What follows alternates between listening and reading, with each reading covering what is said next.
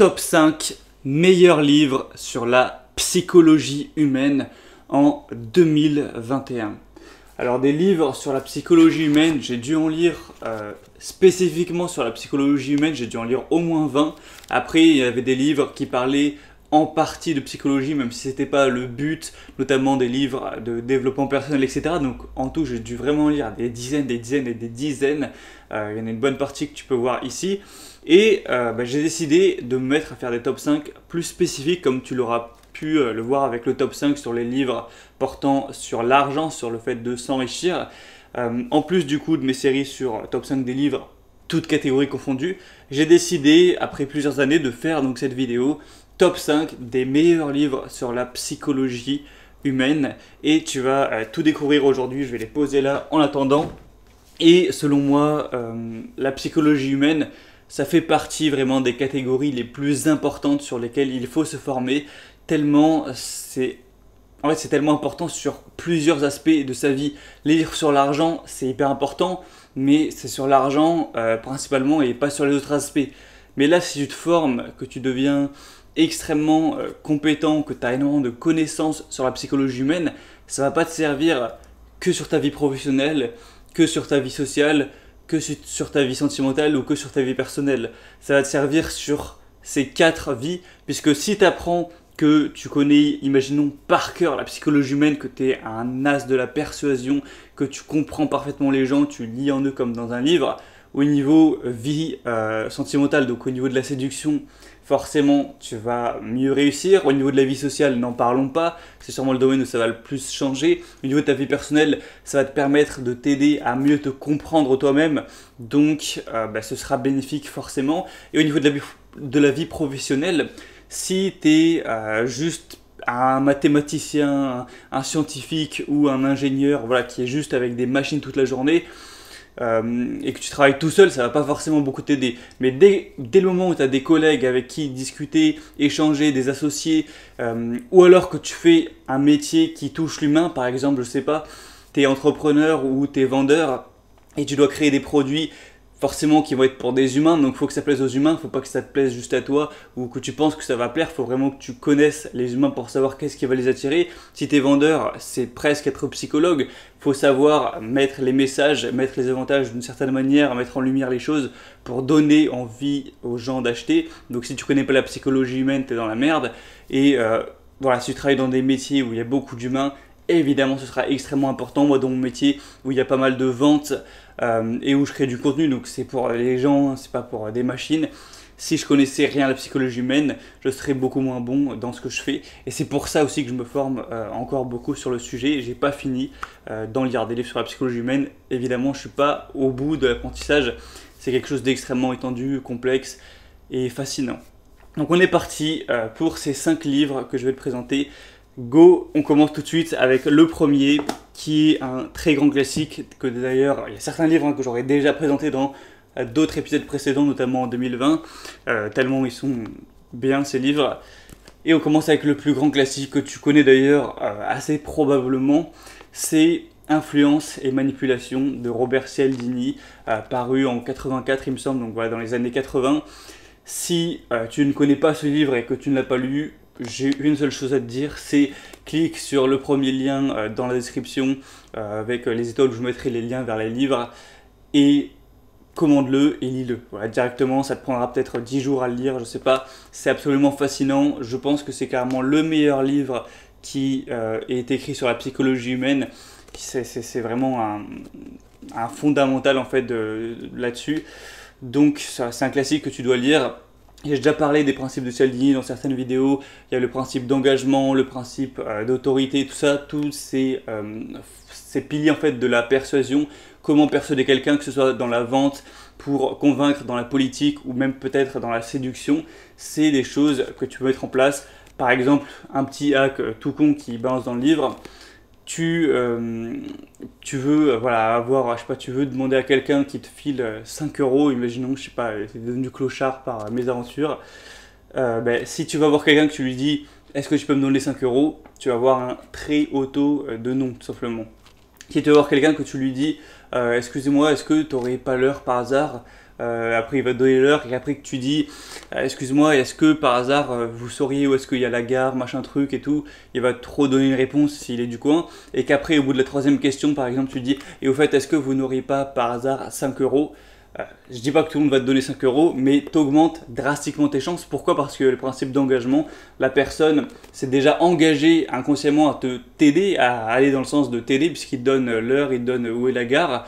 Donc maintenant, s'il doit dire non à te donner 5 euros, s'il les possède sur lui, eh bien ça va aller à l'encontre de l'engagement dans lequel il s'est mené, donc c'est plus difficile pour lui de dire non que si tu lui posais la question directement. Tu vois, c'est fascinant, il y a plein de trucs comme ça, le fait d'offrir des cadeaux, enfin bref. Voilà, lis-le, j'ai pas grand chose de plus à te dire. Lis-moi ça. Moi je l'ai lu il y a plus de 3 ans déjà, et encore aujourd'hui j'en garde. C'est vraiment dans le top 5 je pense de livres qui m'ont le plus fasciné quoi. Top 5 facile. Le deuxième qu'on va voir, qui est aussi un classique, c'est, je l'avais déjà présenté également, Les lois de la nature humaine de Robert Greene. Donc là c'est simple, le livre porte directement sur la thématique, la psychologie humaine, hein, ça s'indique au titre, où tu as un gros bouquin bien mastoc sur vraiment plein d'aspects de la psychologie humaine. Par exemple, voilà, savoir est-ce que tu es introverti ou extraverti, les différences entre les deux, pas mal d'aspects sur des types de personnes qui ont eu des troubles psychologiques, des gens qui vont être narcissiques, des gens qui vont avoir peu de confiance en eux, qui vont être, comment on dit en français, qui vont être fuyants. Et je dis ça parce que moi je l'ai lu en anglais, et honnêtement, je pense que je suis arrivé à avoir un bon niveau en anglais aujourd'hui, mais j'ai quand même eu du mal parce que c'est pas écrit non plus extrêmement simplement, il y a parfois des mots compliqués. Donc honnêtement, je regrette de l'avoir pris en anglais. Si je devais refaire les choses, je le prendrais en français, même si j'ai quand même un niveau correct. Donc je te conseille de le prendre en français. D'ailleurs, il existe en français, hein, il faut que je le rappelle. Il y aura un seul livre qui n'existe uniquement en anglais dans cette vidéo, ce sera le 5e. Mais voilà, c'est vraiment très intéressant. C'est pas un livre que tu vas lire en 5 jours, hein, c'est un livre que tu vas lire en peut-être 3 semaines, tu vois, parce qu'il faut bien se plonger dedans, c'est assez complexe. Souvent, tu t'arrêtes de lire pour penser comme ça à ce qu'il raconte, parce que tu penses à des choses sur toi, sur des histoires que tu as eues. Il parle voilà, de toutes les personnalités toxiques. C'est vraiment très complet sur pas mal de points. Et le but du livre, la promesse en tout cas, c'est d'aider à mieux comprendre la psychologie humaine, pour notamment mieux te comprendre toi et pouvoir t'aider du coup par la suite à régler peut-être tes défauts, essayer de résoudre un peu tes démons intérieurs, etc. Donc très intéressant, ça m'a apporté beaucoup, mais je pense que ça m'aurait apporté encore plus si je l'avais lu en français parce que j'aurais eu une meilleure compréhension. Et certains peut-être aspects que j'ai pas totalement assimilés vu que c'était en anglais. Limite, je te jure que j'hésite à le recommander, mais en français pour le relire. Bref, je verrai si je le fais un jour, pourquoi pas, ou alors je le relirai quand j'aurai un bien meilleur niveau en anglais. J'y travaille tous les jours. Le troisième qu'on va voir du coup, c'est encore un gros classique. Bon, les 3 premiers que je te présente sont vraiment des gros classiques dont j'ai déjà parlé, mais les 2 autres par contre seront un peu moins connus. C'est Comment se faire des amis de Dale Carnegie. Alors ça c'est un classique de chez classique. Le livre a été écrit dans les années 30, ça doit être peut-être en 1934, quelque chose comme ça. C'était avant la Deuxième Guerre mondiale carrément, ou ouais, je crois que c'est quelque chose comme ça. Donc le livre va dans quelques années avoir 100 ans, donc c'est un truc de fou, c'est vraiment un classique de chez classique. Il y a eu évidemment des millions et des millions d'exemplaires vendus, traduits dans 40 langues, tout ce que tu veux. Et c'est extrêmement puissant, hein. Moi vraiment j'ai appris des choses assez choquantes là-dessus. Enfin, le titre du livre fait un peu bateau, ça donne pas trop envie, tu vois. Personne a envie d'acheter un livre qui s'appelle Comment se faire des amis, ça fait vraiment le mec qui a pas d'amis, qui est pas quelque chose dont la plupart des gens sont fiers, donc t'as pas trop envie d'acheter un livre qui te dit comment te faire des amis. Et en fait ça c'est juste le titre, hein. Le livre te dit pas alors voilà, va ici, parle à cette personne pour devenir ami. En fait c'est juste le titre. Le livre parle de psychologie humaine de manière générale, que ce soit pour se faire des amis ou juste pour mieux comprendre les gens, pour mieux pouvoir se sortir de certaines situations ou être plus persuasif, plus convaincant, tout ça, c'est utile. Moi voilà, je l'ai pas lu spécialement pour comment me faire des amis et ça m'a beaucoup apporté. Je me rappelle notamment d'une sorte de hack qui donne où par exemple, imagine tu te fais interpeller par un policier parce que tu es allongé dans un parc et t'as pas le droit à tout ça.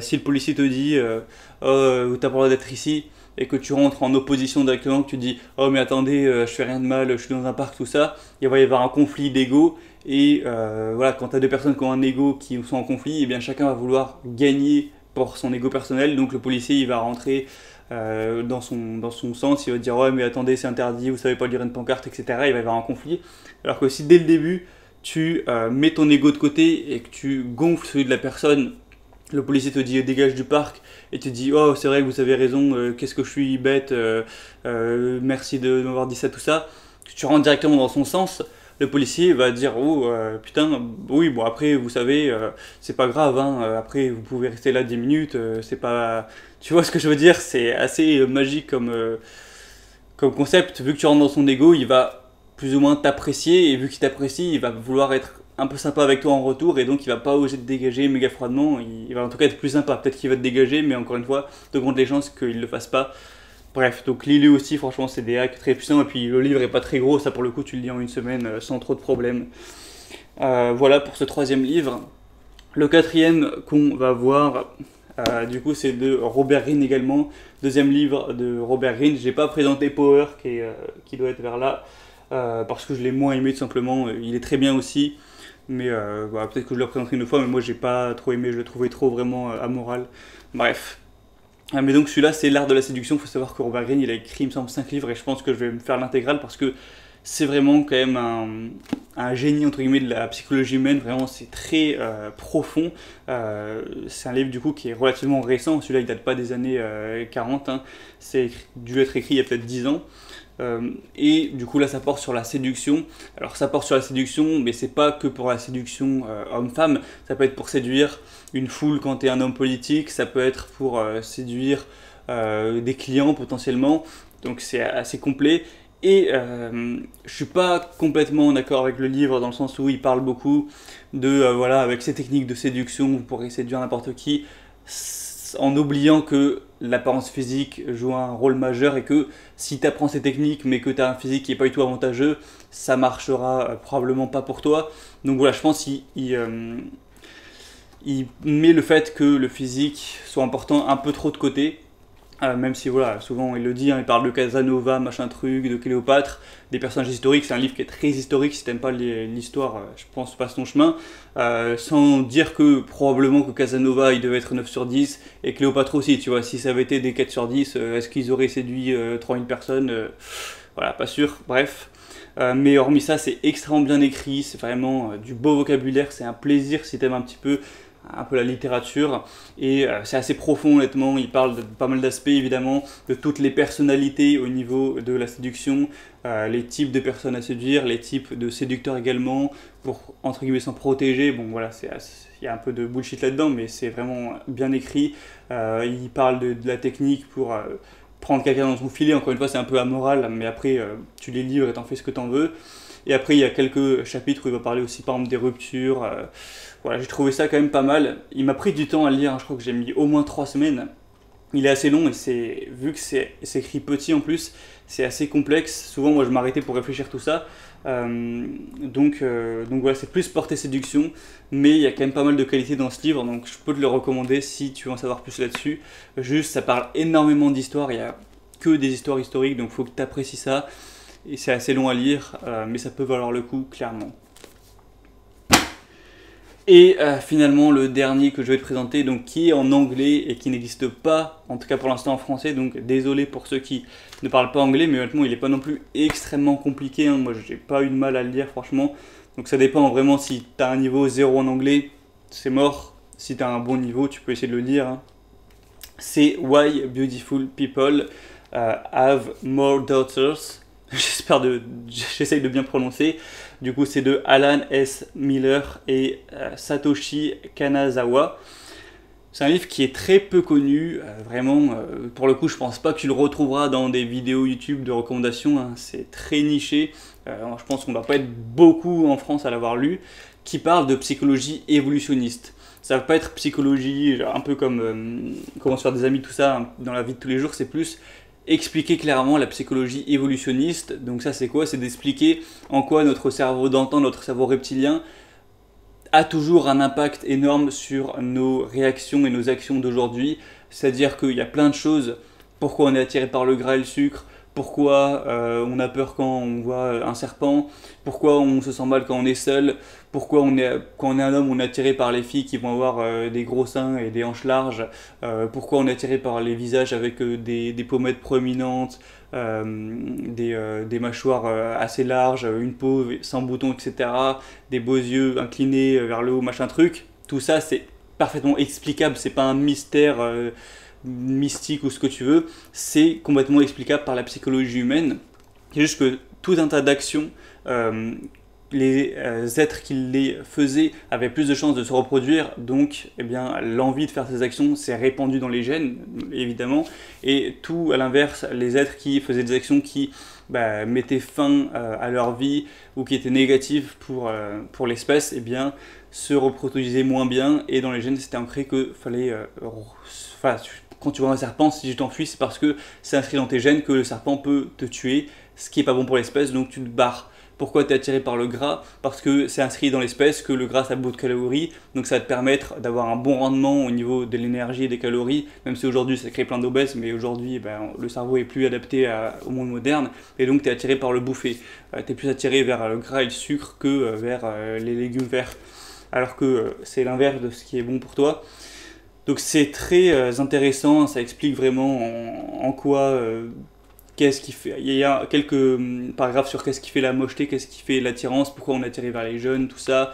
Et aussi ça répondra au titre du livre, hein, pourquoi les jambos ont plus de filles. Il y a vraiment une raison ça paraît un peu tordu, mais il y a des études qui le prouvent tout ça. Donc si tu es intéressé de lire ça, vraiment c'est excellent, hein, c'est vraiment excellent. Donc si tu es intéressé par la psychologie humaine, c'est un des meilleurs livres que j'ai lu sur le sujet, donc je te recommande vraiment de le lire si tu as la chance de savoir à peu près bien parler anglais. Voilà. Donc c'était tout pour ce top 5 des livres sur la psychologie humaine. Alors s'il y a un des livres, ou plusieurs d'ailleurs de ces livres qui t'intéressent, que tu te dis ok, celui-là il m'intéresse, je veux le prendre, ou ces trois-là je veux les prendre, tu retrouveras tous les liens dans la description de la vidéo vers chacun des livres sur Amazon si tu veux les commander sur Amazon. Donc c'est de l'affiliation, ça veut dire que si tu passes par un de ces liens, que tu achètes un livre à 20 €, ça me fera une petite commission de peut-être 50 centimes, plus si tu prends plusieurs livres, mais toi ça te fera payer aucun centime plus cher, pour toi ce sera exactement le même prix. On peut dire que juste ça me rémunère du fait d'avoir fait cette vidéo, je te présente des bons livres, c'est un petit pourboire pour le fait que je t'ai recommandé peut-être des livres qui vont t'aider dans ta vie. Donc si jamais tu le veux bien, passe par ces liens, si jamais tu veux pas me faire gagner d'argent, tu peux les rechercher toi-même sur Amazon, dans tous les cas c'est le même résultat, tu perds le même prix. Donc si tu veux m'aider à ce niveau, eh bien il y a tous les liens dans la description de la vidéo avec les titres des livres et les liens par ordre d'apparition. Et donc c'était tout.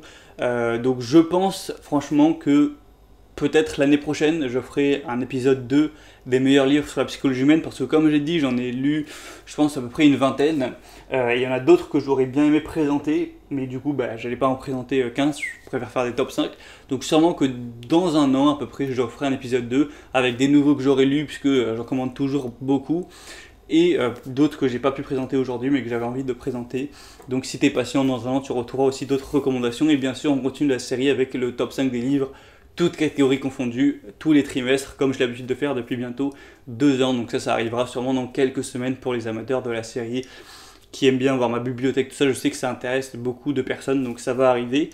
Et donc c'est tout pour cette vidéo. Comme d'habitude, tu peux aimer, commenter, et si c'est pas encore fait, abonne-toi bien sûr à la liste email, c'est le premier lien dans la description. Pour t'inscrire, tu rentres ton prénom, ton adresse email, tu cliques sur s'abonner, c'est bon, tu seras ajouté à la liste, et du coup tous les dimanches matin, tu recevras du contenu en plus de ma part, où je te partage, parfois je peux te partager des livres, je peux te partager ce que je suis en train d'apprendre, je te partage des choses sur moi, des anecdotes, du contenu en plus, des conseils sur toute la thématique de la chaîne qui est travailler sur soi pour se rendre plus attirant. On parle de pas mal de choses, des fois je réponds à des messages que j'ai sur Instagram, par email ou autre.